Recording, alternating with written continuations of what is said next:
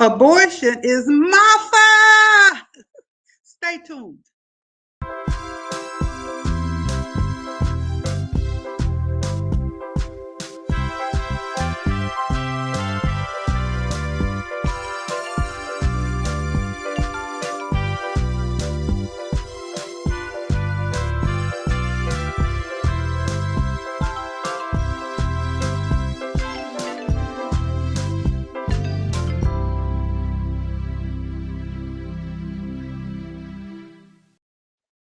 Hello, my friends. Welcome back to Pro-Life Praise. You know, we started this program right when COVID was introduced to America and the world. And we immediately came through these airwaves to bring you praises to God and up-to-date information about what's going on in society. It's been quite a few months now, over a year, and we're back today to talk about a situation that is not new. Abortion is Maafa. The word Maafa, M-A-A-F-A, in Swahili means crisis, disaster, warning, warning, warning.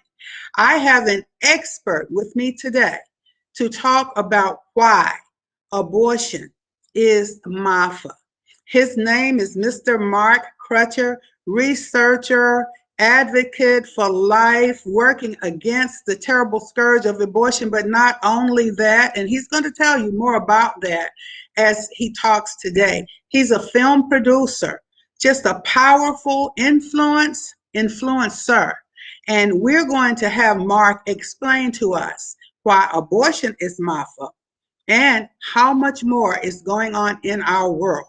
Maafa, Maafa, Maafa. Welcome, Mr. Mark Crutcher, and talk about life dynamics and the work that you've been doing. Just tell us about yourself. Welcome, Mark. Thank you for joining us. Thank you for having me. I started Life Dynamics in 1992 after I'd been in the pro-life movement full-time for many years at that point. But I started Life Dynamics to do things that other pro-life groups weren't doing. I was trying to fill in holes in the pro-life effort. And I would just leave things that other pro-life groups were already doing. I let them do it. They were probably better at it than I could be anyway. And one of those things was doing undercover work, which is one of the things we're most known for. We were the group that discovered the trafficking in baby body parts. That was our project originally. We've done other things like discovered and documented that the Planned Parenthood and National Abortion Federation are engaged in a nationwide pedophile protection racket, protecting the men who rape underage girls. And so those are just two of the projects that we've been known for. But we also do research into areas that other pro-life groups maybe haven't thought about or didn't research for one reason or another. And one of those was the origins of legalized abortion in America. The abortion industry has been very effective at convincing people that abortion was legalized as an instrument of women's rights or reproductive freedom or choice or any number of the other euphemisms they use to describe the wholesale slaughter of the unborn. That was not true, and has never been true, and I always knew that it wasn't true. But there came a point at which we decided we needed to produce a product that would demonstrate this to the American people. The reality is, abortion was legalized as an instrument of Black genocide and eugenics. That was the original impetus behind the legalization of abortion. And we decided to do a documentary film proving that point. And as you know, you were in it. You were one of the stars of it, Alveda. And I think we've made an absolutely 100% airtight case for the argument that we were making, which is that abortion was legalized as an instrument of Black genocide and eugenics. And the interesting thing about that is when we first started researching this issue, one of the things we stumbled across was if I said to you, who are the big movers and shakers in the history of the pro-life movement? You might mention, well, Priests for Life or Life Dynamics or National Right to Life or American Life League or any number of others. The original pro-life groups in this country were organizations like the Black Panthers and the Nation of Islam. It was radical 60s civil rights leaders who first saw that the call for the legalization of abortion was being done in order to rid the country of the African American community. They saw that clearly early on. And so those were actually the first pro-life groups in this country. We started with that and went backwards, actually to the before slavery was ended, and connected all the dots from that point to today, showing that one dot led to the next dot, and the common theme throughout the whole thing was the eradication of the Black community. Mark, let me say this right there. As you mentioned, the early voices for life, of course, who were screaming Maafa. That Swahili word means danger, disaster, stop, help, alert, alarm, were African American groups. Interestingly enough, Reverend Jesse Jackson, and you know, he and his wife have recently contracted COVID. I've been praying with the family and getting them in touch with some doctors who could help with that healing, as a matter of fact. So people say, Alveda, well, wait a minute. Jesse Jackson is for abortion. Well, he wasn't always. He wrote one of the strongest arguments against abortion that you will ever read. I think it's still out there. Now, he changed his position. A lot of people don't understand that because he was getting pressure. He was convinced he should run for president. The rabid feminists, and those are the ones who had this secret agenda of promoting eugenics and genocide and abortion in America, talked him into picking up the women's rights issue and to forget about the rights of the baby. Now, all of this, Mark, let me just ask you this question right quick. I think everything you're saying and everything I'm saying, and we're going to get back in a minute to introduce more about how they can find you. But you've done Maafa21. We'll show that trailer shortly. What other types of works? Because that was another work you had before Maafa21. Now, I've been pro-life since 1983. You started as a serious investigator in the early 90s. Then we came forward and got some new African-American supporters who you put in that film, Maafa21. But where else along with Maafa21, because we will show that trailer, what else do you have that people should be looking for? And we're going to put your website on the screen in a minute, but tell us how people can be more informed. What can they do? Well, you mentioned the website. Other than the Maafa21 documentary, the website is our primary weapon to get this word out there. And I want to make people understand something too. We're not in this trying to sell DVDs. We've sold 275,000 Maafa21 DVDs so far, and we continue to sell them. But you can watch it for free at that Maafa21.com, MAAFA21.com website. You can watch Maafa for free, or it's on YouTube. It's all over the place. Over 1 million people have watched Maafa21 on YouTube. And so the word is getting out there, and people are being stunned by what they see when they watch this documentary. It's been out 10 years now, as you know, and I'm sure you remember the meeting we had here in Denton with Black leaders from around the country the day after we introduced Maafa, and we tried to figure out what would be a successful outcome for Maafa, and we all agreed if we could put out 10,000 DVDs of Maafa over a 5-year period of time, that would be a success. So I printed 10,000 of them. We were out of those in about 6 weeks. I remember. And we've had you to know reprint. what, Mark?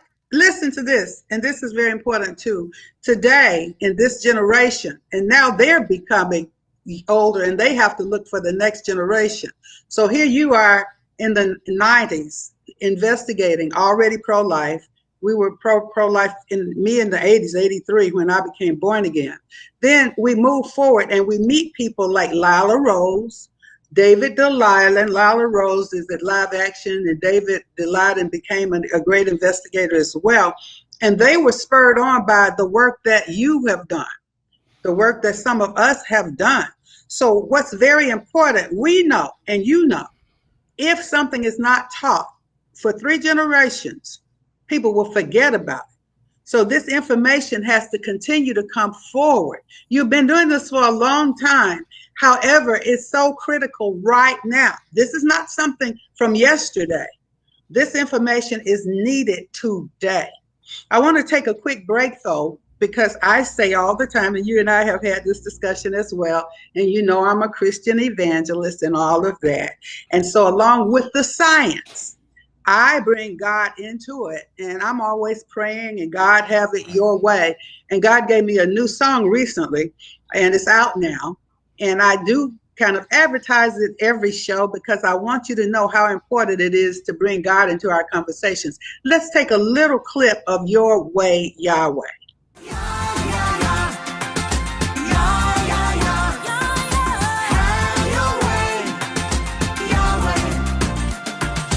I have a philosophy: overcome evil with good. That's in the Bible. Don't be overcome by evil, but overcome evil with good. So I began to get to know God more, Yahweh. Let me do this your way, Yahweh. And that began to form as a song. So I met Ian and Barry. To my surprise, Kathy Lee Gifford came in on the project, and we began to worship the Lord. In all the earth, there's none beside you. Open our eyes and let us see. So it just shows us that we as people can come together. Now we just have to really learn how to say, your way, Yahweh. Are we going to stop doing it our way and start doing it God's way? My name is Alveda King. I'm inviting you to join in the worship experience, Your Way, Yahweh.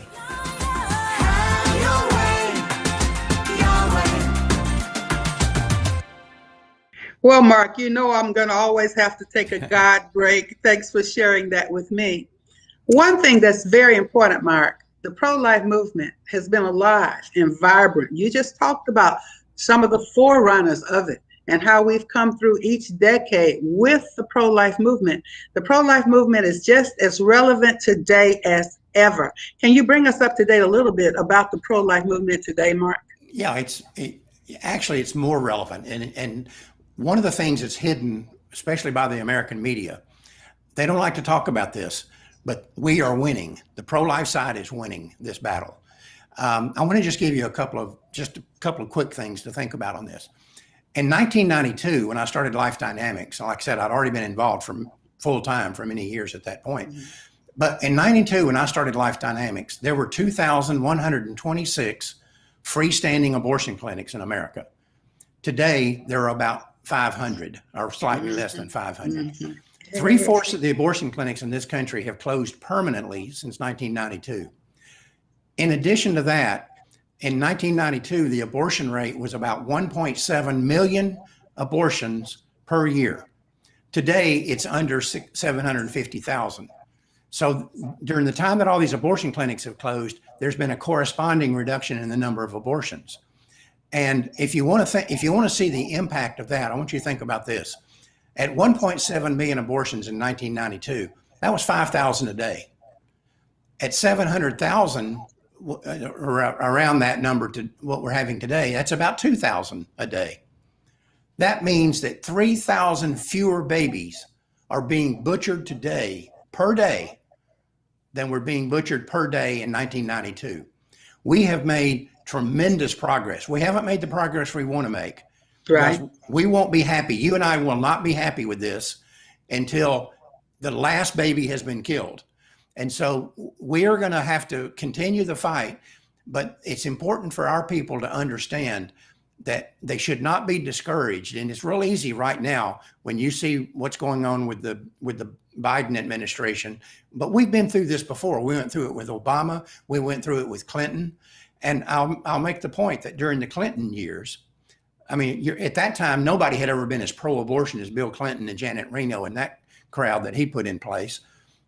We closed more abortion clinics during the 8 years that Bill Clinton was president than any other 8-year period in our history. Actually did. And now today, what we have now is that the pregnancy care centers and other types of support organizations, more legal people have come on the scene. And they've done so much for life since that time. And that's why I'm saying it's so important, and we have to stay on the scene. I want to take just a second, Mark, and let people see a trailer from Maafa21, and then we're going to come back and tell them how they can contact your website. Let's take a look at the trailer, Maafa21.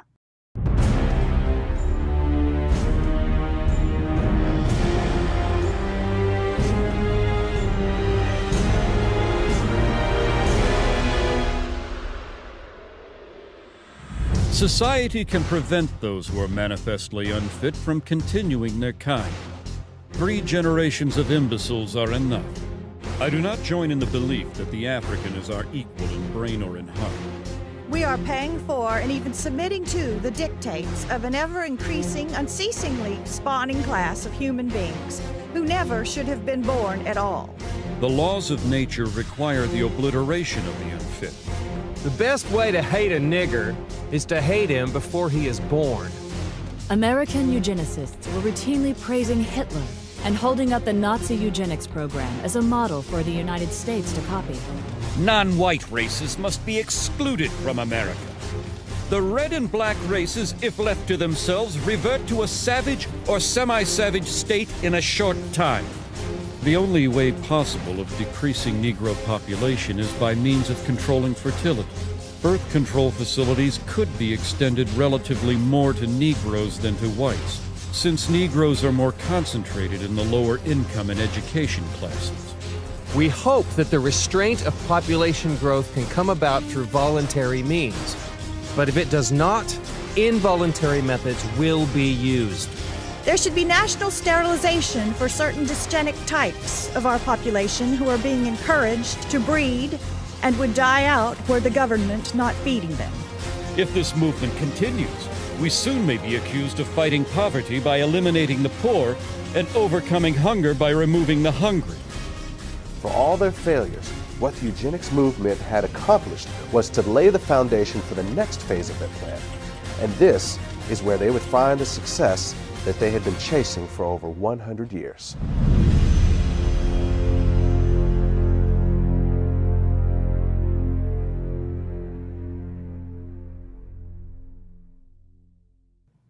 Maafa21. Mark, we're going to bring your information up in just a moment, but I want people to know, even when you visit Priests for Life, Civil Rights for the Unborn, for example, you will have a link to Maafa21 on my page. We think it's just that important. You can also go over to the Priests for Life bookstore. There are a lot of resources and so much information for you there. You can get my own books there, We're Not Colorblind and King Rules, at the Priests for Life products.com. You can certainly get those there as well. So I do want you to visit that and follow me on Facebook too. You can follow me at Civil Rights for the Unborn Official for Facebook, on Twitter at Alveda King, Instagram at Civil Rights for the Unborn. So that's very, very important. You can find Mark at Facebook at The Life Dynamic, Twitter at Life Dynamics Inc. So you can follow Mark there. He already told you that you can see that film for free now as well. So get over there and visit Maafa21.com too. Just want you to get out there, get this information. Now, Mark, I want to say to you that you were a great influence on my life all the way through. And as executive producer of the film Roe v. Wade, which is now winning awards and things like that, if I had not worked with you and been a part of what you're doing, I would not have been as excited as I was to be the executive producer for Roe v. Wade. Hey, Well, folks, thank if you. you've not seen it, okay, you know, people need to see that. So go ahead. I was just saying, I thank you for that. And your movie is a 1-2 punch with ours. Your movie gives the mechanics of how this happened. Maafa21 tells you why it happened. And those are two things that are important for everybody to understand. And how it happened. All right, well, we're almost at the end of the show. That always happens when everything is so excited. I usually bring in a little music, so we're going to show The Impossible Dream with me singing and some images. But babies have to be born in order for dreams to come true. Let's take a look at The Impossible Dream.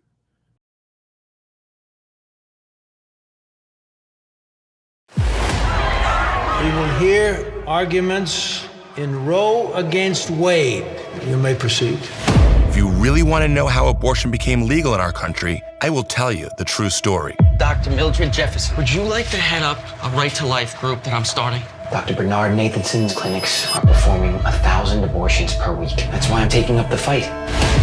I wanted to get abortion legalized across the country. We're looking for a pregnant girl to challenge the abortion laws. We'll give her a pseudonym. Call her Jane Roe. It's genius that way no one will ever know about her past. First, they came after the Jews, and then they came after the mentally deficient. We did nothing. And now they're coming after the unborn. And so you're gonna do nothing? Robert Byrd for Henry Wade. No judge or jury in their right mind would ever let abortion happen in Texas.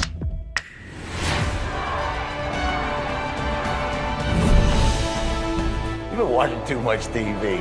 This case has nothing to do with women's rights. It's God's duty to forgive. It's ours to rule the law. You're changing your vote because your family found out. Or was it the media? If we don't sort this out, fur will fly today. You were trying to control us, Warren, old buddy. That is completely unethical. In the matter of Roe v. Wade, I want the case re-argued. Faith in God, respect for his law. That law being? Human law. We got the majority. We're gonna win. Perhaps this is beyond the authority of the Supreme Court. We are the law of the land. These girls should not be put through the pregnancy and should be entitled to an abortion. God, forgive me. What have I done? The true silent minority. Who is speaking for these children?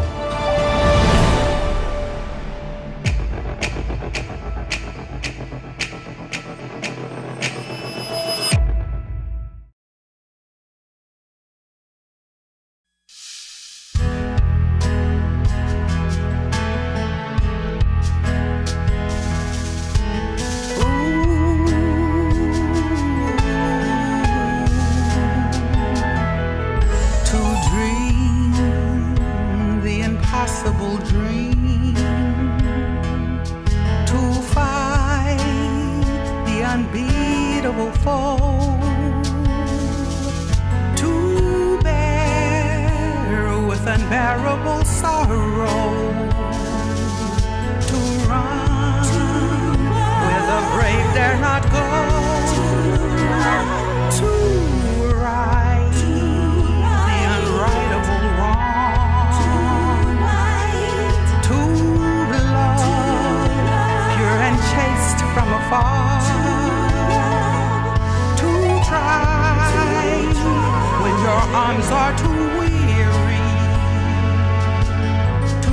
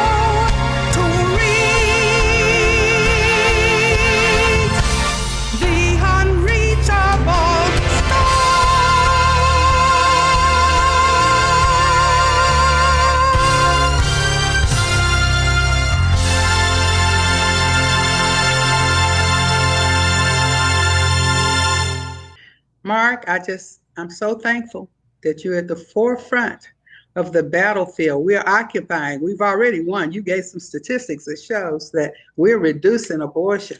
So we're going to keep going. I just want to say thank you. I'd like for you to have the final words here. If you'll just share a little bit more in your way about Maafa21, about the sanctity of life, and how people should remain encouraged. Well, we absolutely should be encouraged because we are winning. I don't care what the media tells you. I don't care what the pro aborts tell you. All you have to do is look at the facts. We're winning. And when we reduce the abortion rate, you have to remember something. Every time we keep a baby from being killed, we reduce the power of the abortion industry. So there is a direct correlation between how much power these people have and how many abortions they do. And we've got them down now, and it's an obscenity that we're still killing 700,000 babies a year. That's obscene. But compared to 1.7 million, which was at our peak, we are winning. But I think a warning that we need to issue, Alveda, right now, is that we see a lot of horrid things going on in this world. Between COVID and now Afghanistan, and there'll be other things. And this Afghanistan thing is going to drag on for a long time because we have no national leadership. Yeah. You're not going to tell me that this would be going on if Donald Trump were still president. This would not be happening. There's no doubt about that. So we've got a clown for a president.